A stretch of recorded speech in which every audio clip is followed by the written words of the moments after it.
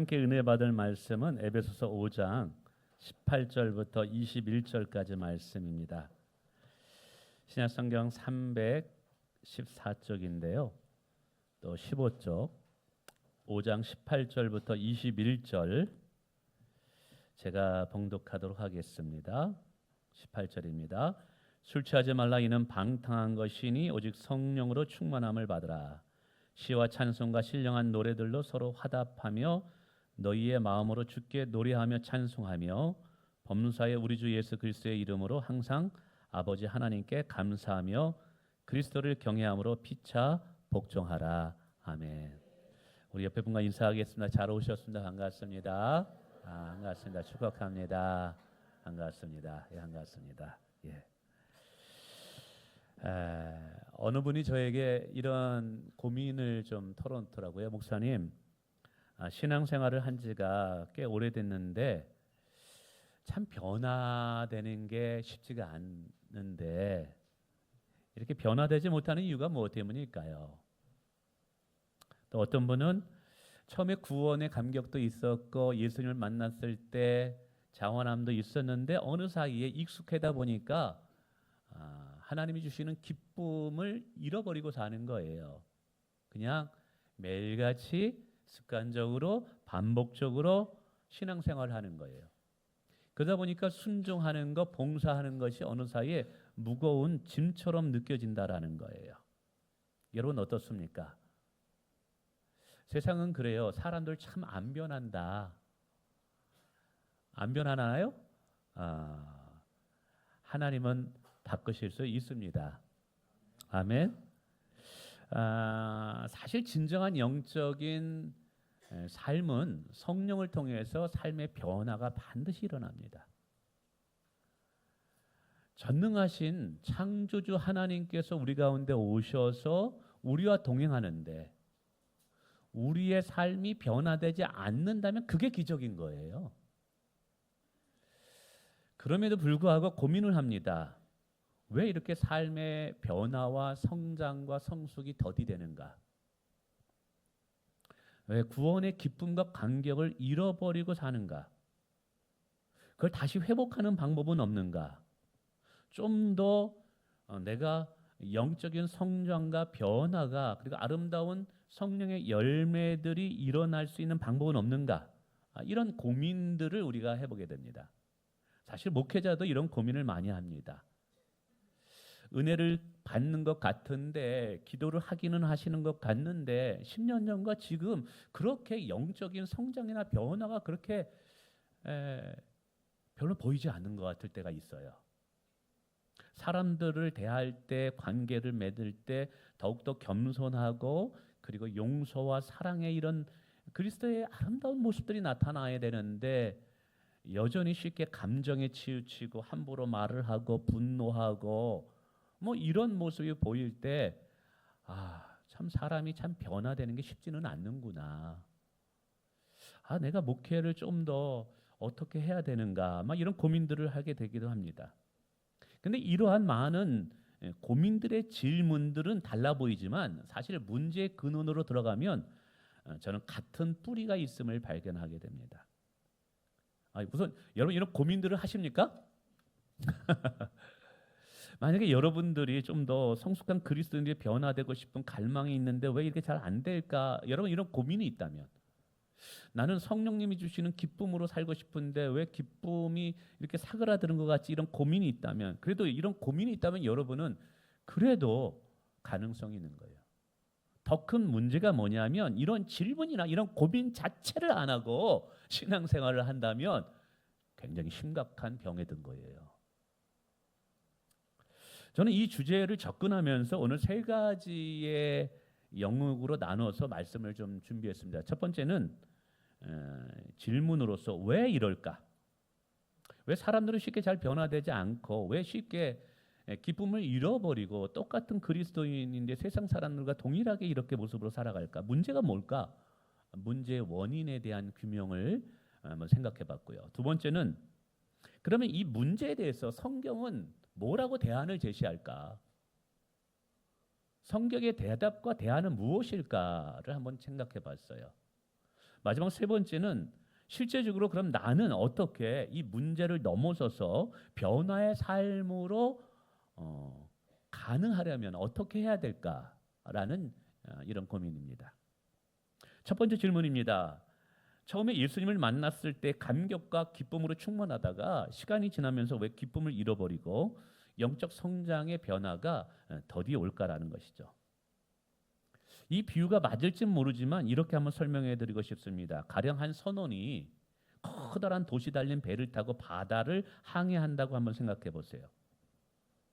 처음에 항구를 떠날 때는 노를 저어서 어느 정도까지 바다로 나가게 됩니다.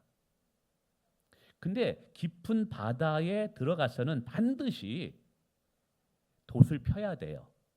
그리고 바람을 타야 돼요. 그럴 때 힘이 들지 않고 항해를 할 수 있다는 거예요.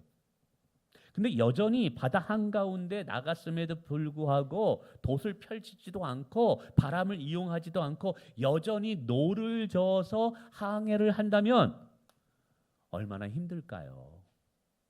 신앙생활도 이렇다고 생각되어집니다. 예수님은 우리가 구원받은 이후에 구원받은 자로서 능력 있고 승리하고 감사와 기쁨을 넘치는 삶을 살도록 우리에게 특별한 한 분을 붙여주었어요. 그러면서 그분을 의지하라, 그분의 도우심을 받으라고 이야기하고 있어요. 그분이 누구냐 하면 성령님이라는 분이에요. 요한복음 14장 16절에 이렇게 말합니다. 내가 아버지께 구하겠으니 그가 또 다른 보혜사를 너희에게 주사 영원토록 너희와 함께 하리니 그는 진리의 영이라. 진리의 영이라는 것은 성령님인 것이죠. 한 번은 예수님께서 제자들에게 내가 십자가를 지고 이제 아버지께 부활하고 아버지께로 가야 된다니까 이 제자들이 걱정을 해요. 아니 예수님 우리를 떠나면 우리는 어떻게 되는 거예요? 그러자 예수님이 이런 말씀을 하셔요. 내가 너희를 떠나는 것이 너희에게 유익하다는 거예요. 왜 유익하냐? 내가 하나님 아버지께 구하여 너희에게 성령님을 보내주시겠다라는 거예요. 그러니까 오늘 예수님도 제자들을 위해서 간절히 기도했는데 그 기도가 뭐냐면 너희에게 성령을 붙여주시겠다라는 거예요. 근데 그 성령님을 뭐라고 표현하냐면 보혜사라고 해요. 이 보혜사란 뜻이 돕는다, 헬퍼, 또 카운셀러, 우리를 상담해주고 우리로 하여금 하나님의 뜻을 알게 하는 자라는 것이죠. 그러니까 예수님께서 우리에게 성령님을 붙여주신 이유가 뭐냐면 너 네 힘으로 신앙생활하면 힘들기 때문에 그래. 내 능력과 지혜에 의지하면 영적인 열매를 맺지 못하기 때문에 그래. 내가 너희에게 보내는 성령님을 의지할 때만이 너희가 영적인 열매와 성장으로 성숙될 수 있어라는 것이죠. 근데 막상 우리는 어떻게 신앙생활하냐 하면 예수님께서 우리를 돕도록 붙여주신 성령님에 대해서 너무 무지한 거예요. 성령님에 대해서 관심이 없는 거예요. 성령님을 의지하지도 않고 성령님을 찾지도 않으려는 거예요.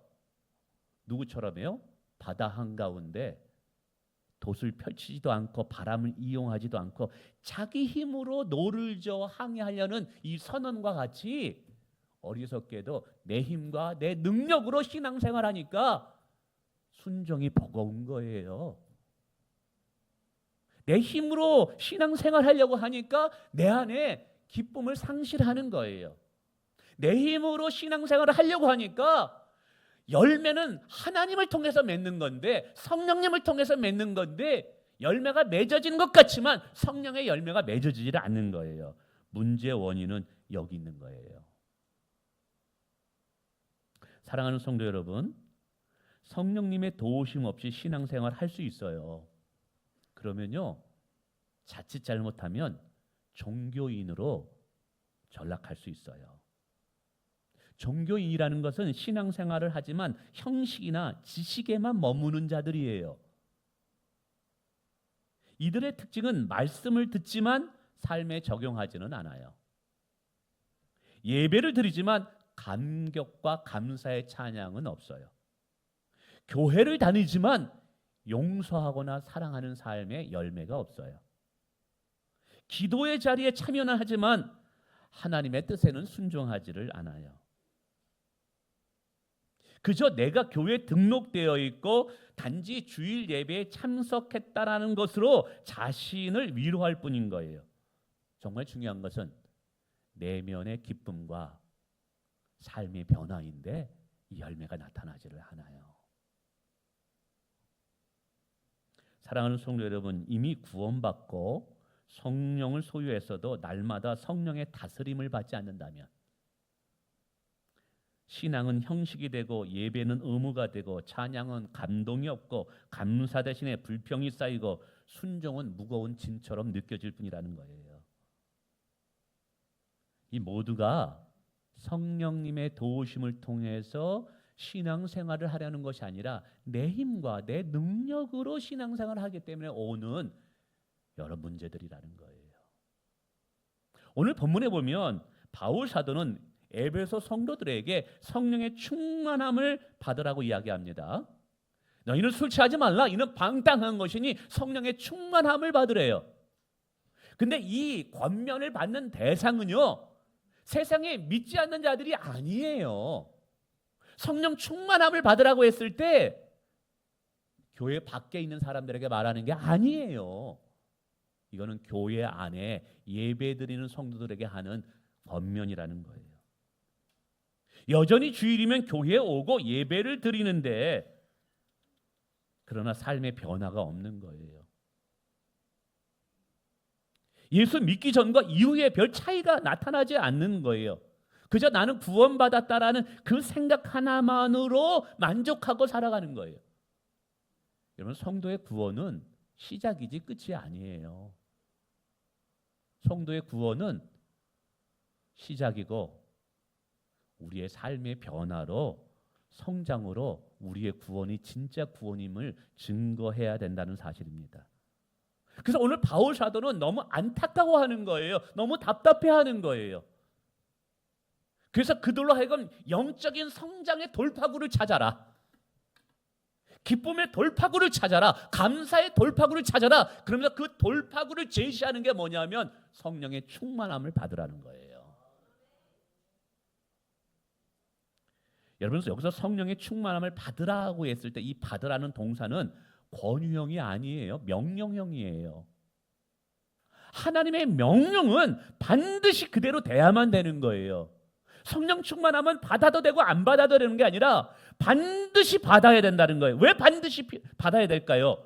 오늘 저와 여러분의 삶의 변화와 성장과 성숙이 있으려면 성령 충만함이 반드시 필요하기 때문에 그래요. 여러분, 진짜 그리스도인다운 삶을 살아가고 싶습니까? 내 내면에 정말 세상이 줄 수 없는 평안함과 그 자원함의 순종으로 우리가 신앙생활하기를 원하십니까? 어제보다 오늘, 오늘보다 내일 내가 영적인 깊이 있는 사람으로 변화되기를 원하십니까? 그러면 우리에게 반드시 필요한 것이 성령의 충만함을 받아야 된다는 거예요. 그래서 명령형으로 이야기하는 거예요. 뿐만 아니라 이 충만함을 받으라는 동사의 시제는 현재형이에요. 이걸 좀 설명하면 이렇습니다. 헬라어에서는요, 죄송합니다. 이거 원래 뭐 원어 같은 거 제가 안 쓰는데 헬라어에는 시간이라는 개념을 과거, 현재, 미래 시간의 흐름에 따라 정하지 않아요. 제가 이제 헬라어를 전공을 했는데 이거 할 때 굉장히 어려웠어요. 저는 어떤 그 동사를 사용할 때 저의 기본적인 한국어의 개념, 어제 밥 먹었다, 오늘 밥 먹는다, 내일 밥 먹을 것이다. 이 동사가 시간의 흐름에 따라서 그 정의를 내고 사용하거든요. 그런데 이 로마 사람들은 과거, 현재, 미래라는 시간의 흐름에 따라 동사를 사용하지 않아요. 개념이 완전히 달라요. 그럼 어떻게 하느냐? 언제냐가 중요한 게 아니에요. 그 나타나는 사건이 반복적이냐 단회적이냐, 그 행위가 어떤 영향을 끼치느냐에 의해서 과거라는 단어를 쓰면 안 돼. 이 사람들에게는 그렇게 사용해요. 예를 들자면 예수님께서 십자가에 못 박혀 죽으실 때 다 이루었다라고 사용해요. 우리는 다 이루었다면 현재 그냥 이루었구나 해가면서 그걸 끝나는데, 예를 들자면 그것을 이제 동사 중에 이제 우리나라 말로 표현하면 부정과거라는 게 하나가 있고 완료라는 과거가 있어요. 부정과거를 썼으면 그냥 다 이루었다는 것은 그때 그 사건으로 끝나는 거예요. 의미도 거기서 끝나는 거예요. 아무 의미가 없는 거예요. 그냥 그 사건이 그때 일어난 거예요. 예를 들면 제가 우리 김수정 집사니까 밥을 먹었다 했을 때 언제 먹었냐, 이거는 그 사람들에게 중요하지 않아요. 근데 내가 딱 일생에서 그때 한 번 먹고 더 이상 안 먹기로 했어. 그러면 그게 뭐냐면 부정과거라는 동사 한 번을 써요. 근데 이분이랑 내가 계속 밥을 먹어. 근데 오늘도 먹지만 나는 내일도 집사님이랑 교제하면서 먹을 거야. 그럴 때는 이 부정과거라는 동사를 쓰면 안 돼요. 완료형이라는 그거를 써야지만 그 동사 의도 속에 이 사람의 의지가 계속 있는 거예요. 이제 그러니까 다 이뤘다라는 것도 한 번 부정이 아니라 뭘 썼냐면 완료형으로 썼는데, 그게 뭐냐면 예수님의 십자가가 하나의 과거의 사건으로 끝난 것이 아니라 그 과거의 사건이 그를 믿는 모든 자들에게 매일같이 같은 사건이 돼버리는 거예요.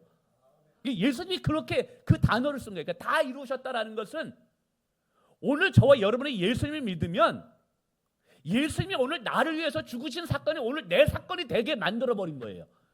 이게 이제 헬라어에는 이런 개념이에요. 근데 오늘 여기서도 성령의 충만함을 받으라는 단어인데 이게 이제 현재형으로 쓰는데 현재 시제는 아니에요. 또 이것도 뭐냐 하면 이런 의미가 있어요. 여기서도 이제 부정과거라고 과거도 쓰는데 현재에도 부정과거를 또 써요. 이 사람들은. 이게 뭐냐면 다 이뤘다가 뭐냐면 성령 충만함을 받으라 했을 때 딱 한 번만 성령 충만함을 받으면 신앙생활은 더 이상 충만함 받을 필요 없다. 그러면 뭘 쓰냐 하면 똑같은 부정과거라는 동사를 써요. 근데 현재형이라는 동사를 쓰면 뭐가 되냐면 오늘도 성령 충만 받아야 되고 내일도 성령 충만을 받은 거예요. 그럼 내일 성령 충만을 받아야지 하면 우리는 미래형을 쓰거든요. 근데 내일 성령 충만도 받고 모레도 성령 충만을 받으면 이 사람들은 시간적인 의미로 미래를 쓰는 게 아니라 현재형이라는 동사를 써요. 그러니까 그 동사 속에서 오늘 바울 사도는 성령 충만함을 받으라는 이 단어 속에 이걸 왜 사용했냐? 성도에게 있어서 성령 충만함은 단회적 사건으로 끝나는 것이 아니라 매 순간 필요하다는 거예요. 그러니까 성령 충만함은 매일같이 구해야 될 거라는 거예요.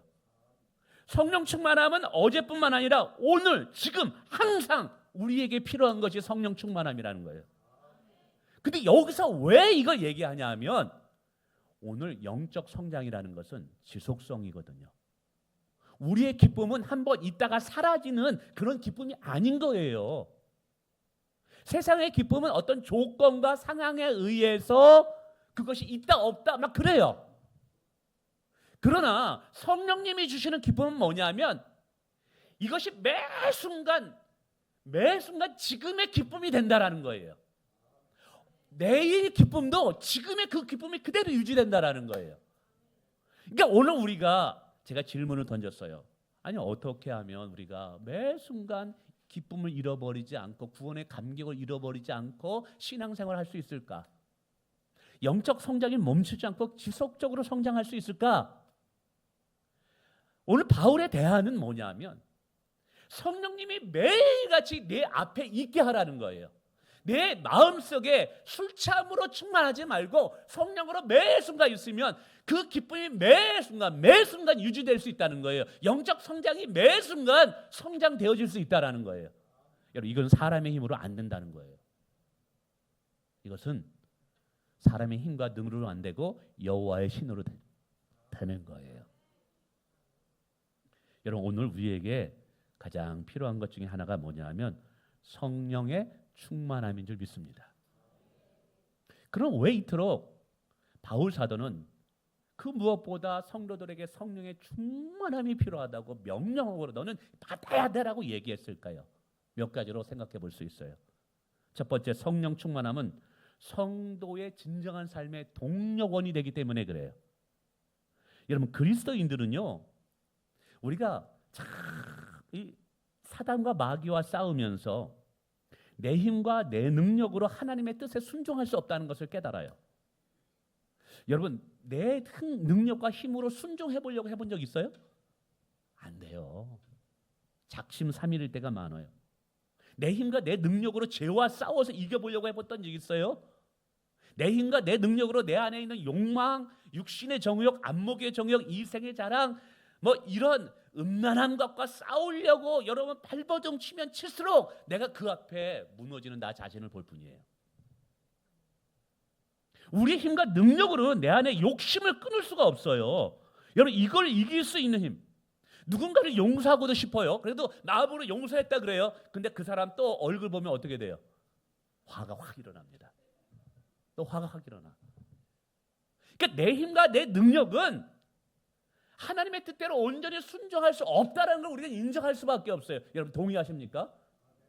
그럼에도 불구하고 사랑하라, 용서하라 라고 우리에게 말씀하셨어요. 우리가 못 지킬 것을 하나님이 주신 건가요? 아니에요. 네 힘으로는 안 되지만 성령을 의지할 때는 된다 이거예요. 그래서 오늘 바울 사도는 진정으로 변화되기를 원하느냐, 진정으로 성장하기를 원하고 내면에 하나님이 주시는 기쁨을 잃어버리기를 원치 않느냐, 그러면 성령 충만함이 반드시 필요하다라는 거예요. 뿐만 아니라 세상의 영향력과 맞서서 싸워 이기고 복음을 증거하기 위해서예요. 오늘 본문 앞부분에 세월을 아끼라, 때가 악하니라 그래요. 이 시대는 악해요. 여러분 이 수많은 악한 시대 가운데 우리가 거룩함으로 영적인 방파제의 역할을 하면서 살아갈 수 있는 힘이 어디서 나올까요? 여러분 저도 목사이지만 솔직히 얘기하면 조그만 시험에도 얼마나 쉽게 무너질 수 있는지 저는 뼈저리게 잘 압니다. 순간적으로 선즉 넘어질까 조심하라. 왜 바울이 그런 얘기했는지 알아요? 돈에 대한 욕심, 이성에 대한 유혹 순간입니다. 하나님이 붙잡아 주지 않으면 뭐 영적인 거장 천만의 말씀이에요. 유혹 앞에 다 무너집니다. 사단막이 내 힘으로 안 됩니다. 못 이깁니다. 오늘 바울 사도가 술 취하지 말라, 이는 방탕한 것이 성령의 충만함을 받으라고 이야기하고 있어요. 왜 이거를 비교하는 것 중에 여러, 이제 다음에는 이제 또 이거 가지고 설교하겠지만 그 중에 하나가 뭐냐면 이 술 취하면 단순히 술 먹는 것만을 의미하는 것이 아니라 세상의 유혹이 주는 강력한 힘을 말하는 거예요. 세상이 주는 강력한 유혹 앞에 수많은 목회자들이 쓰러지고 있어요. 수많은 영적 지도자들이 쓰러지고 있어요. 왜 그랬을까요? 성령님을 의지하지 않고 기도하지 않고 있기 때문에 그런 거예요. 처음에는 목회 시작할 때, 개척할 때는 수없이 기도하고 철회하고 막 금식하고 기도해요. 근데 성도가 커지고 헌금이 늘어나고 교회가 성장되고, 야 이제 내 힘으로, 누가 그랬어요? 다윗이 그랬어요. 제국이 통일되고 부하들이 많아지고 군대 수가 강력해지고, 그러니까 이제 다 이겨도 되겠다, 걱정 없다. 그러다가 이제 집에 있다 보니까 불이 하나 켜져 있는데, 야, 너무 이쁜 여자가 샤워를 하고 있는 거예요. 거기서 넘어가지잖아요. 인간이 이렇게 약해요. 그렇게 경건한 다윗도 시편을 보면 얼마나 아름다워요. 시편 23편 얼마나 귀합니다. 귀합니까? 그런 다윗도 성령을 잠시 의지 않았을 때 넘어졌어요. 우리도 그럴 수 있어요. 여러분 세상의 수많은 유혹 앞에 끝까지 진실된 그리스도인으로 깨어 영적인 방파제의 역할을 하려면 성령의 힘이 아니고서는 안 돼요. 우리가 토요일마다 목회자들과 함께 2시간 정도 기도하고 큐티하는 시간을 갖습니다. 어제도 한 2시간 정도 기도하고 말씀 나눴어요. 큐티하는 본문 중에 소돔과 고모르성의 심판을 보면서 소돔과 고모르성이 심판받는 것은 그들의 죄악 때문이지만 결정적인 이유는 하나님을 경외하는 의인이 없었기 때문이다. 야, 우리 정신 차리자. 목회자가 타락하면 한국교회, 한국사회에 희망 없다. 저는 이번에 제가 이제 협회 활동을 좀 이렇게 하다 보니까요, 그런 생각이 들더라고요. 한국교회 버팀목은 큰 교회 목사님들이 아니에요. 이름 없이 작은 교회에서 목회하고 눈물로 기도하는 목사님 때문에 하나님이 한국교회를 축복하는 것 같아요. 우리 교회도 마찬가지예요. 이름 없이 눈물로 기도하는 그런 분들. 할렐루야. 여러분 오늘 정말 우리가 영적으로 변화되고 성장해야만 됩니다. 그걸 원하시잖아요. 우리 안에 구원의 기쁨과 감격을 잃어버리지 않고 정말 우리의 어떤 그 몸짓이 예수 믿기 이전과 뭔가 다른 모습이 나타나야 되잖아요. 할렐루야. 근데 이것들을 가능케 하는 것이 뭐냐면 성령의 권능과 힘이라는 거예요. 뿐만 아니라 이 성령이 오시면 내면의 변화를 통해서 내 삶을 그리고 내 주변을 변화시키는 힘이 생겨요. 대부분 세상에 무브먼트가 있어요. 으쌰 뭐 운동하는 것은 다 뭐냐면 외부의 변화를 시켜가지고 나를 변화시키자라는 운동이에요. 이게 무브먼트예요. 근데 성경은 무브먼트를 안 해요. 성경은 뭐냐면 너로부터 시작된다라는 거예요. 내가 변화돼야지 너의 자녀들이 변화되고, 내가 변화돼야지 네 배우자가 변화되고, 네가 변화돼야지 네 가정이 변화되고, 네 가정이 변화돼야지 지역사회가 변화된다고 이야기하는 거예요. 출발은 나로부터라는 거예요. 이게 중요해요. 근데 나로부터 시작되는 게 어디서부터 시작되느냐? 내 내면으로부터 시작된다는 거예요. 그러니까 성령님은 우리 가정을 변화시킬 때 내게 오셔서 내 내면을 변화시키는데 어떻게 하느냐? 19절에 보니까 내면에 기쁨의 찬양을 불러넣어줘요. 시와 찬미와 신령한 노래로 서로 화답하며 마음으로 주께 노래하며 찬양하며. 그래서 성령의 충만함을 받게 되면 내 내면에 기쁨이 막 솟구치면서 말하지 말라도, 찬양하지 말라 그래도 입술에 나도 모르게 흥얼거리는 찬양이 나오는 거예요. 당신 뭐 좋은 일 있어? 뭐 좋은 일은 없어요. 그런데 그냥 내 안에 기쁨이 있는 거예요.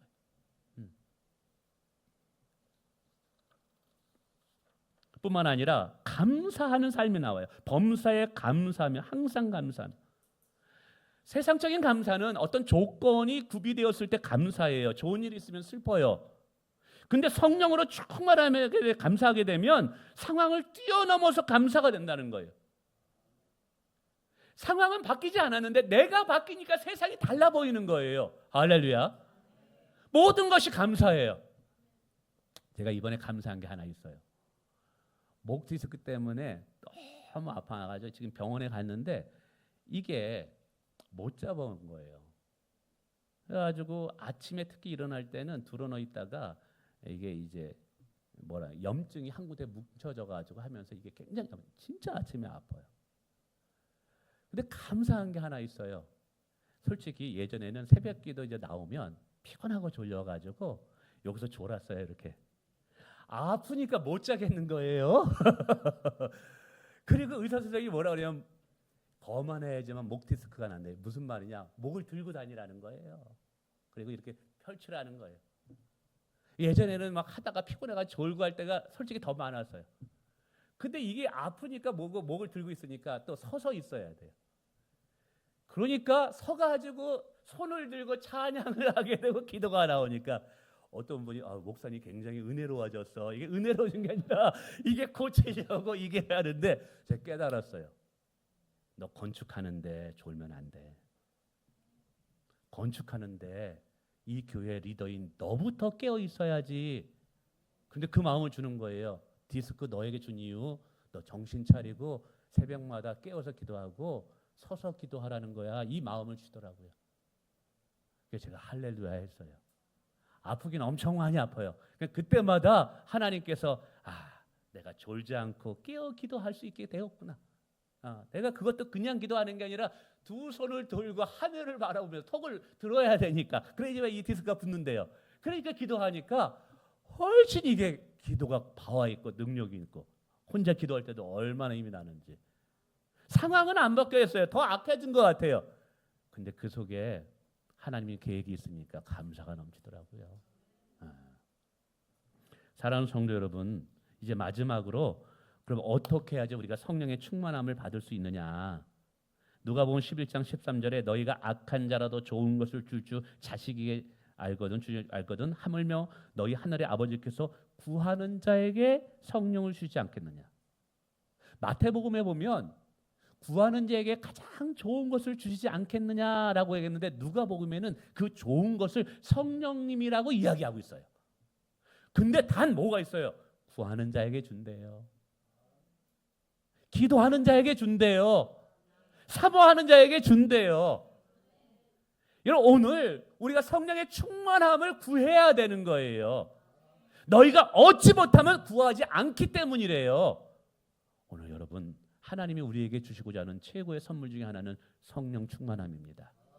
우리가 구하면 주실 줄 믿습니다.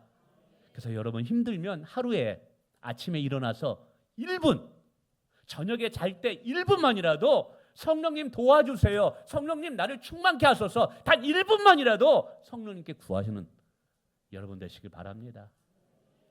뿐만 아니라 목마름을 가지고 예수님께 나오는 자래요. 요한복음 7장 37절부터 39절에 누구든지 목마르거든 내게 와서 마시라, 그 배에서 생수의 강이 흘러나리라. 이는 믿는 자들이 받을 성령을 가리켜 말씀하신 거라. 오늘 예수님은 성령 충만함을 생수로 표현하고 있어요. 생수로 표현하는 이유는 성령이 오실 때 살아나기 때문에 그래요. 여러분, 가뭄이 들었을 때 고추 대가리 본 적 있습니까? 다 메말라 죽을 것 같아요. 그런데 비 한 번만 딱 오면 얼마나 쌩쌩한지 모릅니다. 물은 살리는 거예요. 오늘 성령이 오면 우리가 살아나기 때문에 생수로 표현한 거예요. 할렐루야. 근데 누구에게 주느냐? 목마름을 가지고 배고픔을 가지고 예수님께 나가는 자들이에요. 이런 먹을 거에 대한 배고픔이 아니라 영적인 목마름. 하나님, 저는 성령이 필요해요. 하나님, 저 목회할 때 성령이 필요해요. 하나님, 자녀들 양육할 때 성령이 필요해요. 우리 자녀들이 비전을 가지려면 성령님이 필요해요. 사모하는 자에게 주신다 이 말이에요. 마지막 세 번째는요, 이미 성령 충만함에 기름 부음 받은 자들이 말씀을 전할 때, 설교할 때 하나님께서 그들을 통해서 교회 가운데 성령의 충만함을 줄 때가 있어요. 사도행전 8장에 보면 사마리아 성에서 빌립이 전도했는데 이들이 성령을 받지 못했어요. 이때 베드로와 요한이 가가지고 너희가 성령을 받았느냐 했더니 못 받았대요. 이때 베드로와 요한이 기도해주고 말씀을 전할 때 성령이 강력하게 사마리아 성에 임하게 됩니다. 사도행전 10장에 보면 고넬료 가정에 여호와를 경외하는 가정이었대요. 근데 하나님께서 베드로를 보내어서 그 가정에 말씀을 전하는 중에 성령이 임하여 그들이 모두 방언을 했다고 얘기하고 있어요. 사도행전 19장에 보면 에베소에 가서 바울이 복음을 전하는데 너희가 성령을 들었느냐 그랬더니 우리는 성령에 대해서 듣지도 알지도 못한다 그러자 바울 사도가 예수 그리스도를 이야기하고 하나님 이들에게 성령을 부어주셔서 안수기도할 때 그들 가운데 엄청난 성령이 부어지면서 마술하는 자들이 죽게 돌아오고 귀신 들린 자들이 해방되는 역사가 일어났어요. 저희가 다음 주에 우리 갈렙 선교사님을 모시고 말씀을 듣고 저와 함께 1대1로 기도하는 것이 아니라 성령을 부어달라고 기도하는 시간을 가질 거예요. 여러분, 이런 말 하면 좀 이상하겠지만 좀 이해해 주세요. 제가 이제 갈렙 선교사님과 여러 번 교제를 하면서 참 은사가 하나님께서 여러 가지 주셨구나. 근데 이제 사도행전에도 나오고 성격에 나오는데 눈으로 보니까 그게 좀 신기하기도 해요. 선교사님이 여기 계시는데 예를 들자면 같이 이제 어디를 이마트나 이렇게 가시면 처음 보는 아주머니 이제 자판대 앞에 이렇게 진열하고 하시는 분 가만히 서 있다가 성령님께서 주신다고 하면서 손을 딱 잡고 왜 자살하시려고 하십니까? 제가 당황스러워요. 그런 거 보면 처음 보는 분한테 그거 서투른 한국말 옆에서 또 영어로 좀 서툴지 마 이렇게 서툴잖아요. 그러면서 왜 자살했는지 아들이 자전거를 오토바이인가 자전거를 훔쳐가지고 이런 경찰서에 가고 이 얘기를 술술술 하시는 거예요. 이거 틀리면 저 어떡하려고 그래. 그분이 자빠져요. 어떻게 알았냐고.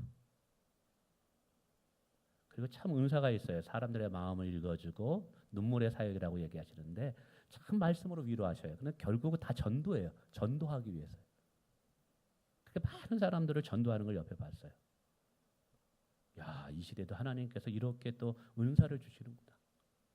그래서 제가 이제 처음에 선교사님한테 하나님이 어떻게 하냐? 하나님이 그냥 기도하는 중에 생각나게 하고 보여주신대. 근데 제가 엄청난 사실은 겉에서는 이렇게 양복이고 깨끗한 것 같지만 속으로는 굉장히 이제 더러운 죄도 많이 있거든요. 저를 보면 어떨까 해가지고 성경책을 이렇게 가르면 성경책을 투시를 못 볼 것 같아가지고 성경책을 못 들어보겠지? 그렇게 막 생각할 정도 있어요. 근데 이제 하나님께서 그렇게 이제 쓰시죠. 그래서 이번에도 이제 여러 교회에서 이제 집회를 하시는데 그래서 제가 부탁을 했어요. 기도하는 중에 우리 교회에 지금 필요한 것이 근본적인 대안은 성령 충만합니다. 그래서 우리가 다음 주에는 찬양하는 시간을 좀 많이 갖고 성령님을 사모하는 찬양, 그리고 또 우리가 기도하는 시간 갖고 성령님에 대해서 더 민감한 말씀을 들으면서 하나님의 영을 우리에게 부어달라고. 마치 고넬료가 베드로를 초대해서 말씀을 듣는 중에 성령의 충만함이 임하는 것처럼. 그래서 저도 이제 일주일 동안 뭐 하루라도 금식하면서 하나님의 영을 부어달라고 기도해 보려고 합니다. 그래서 여러분 다음 주에도 우리가, 근데 이게 이제 어떤 분은 무서워하는 분들 계셔요. 어떤 분들은 또 이게 낯설고, 어떤 분들은 저 이제 실제적으로 그러더라고요. 선교사님 무당이냐고 하시더라고요.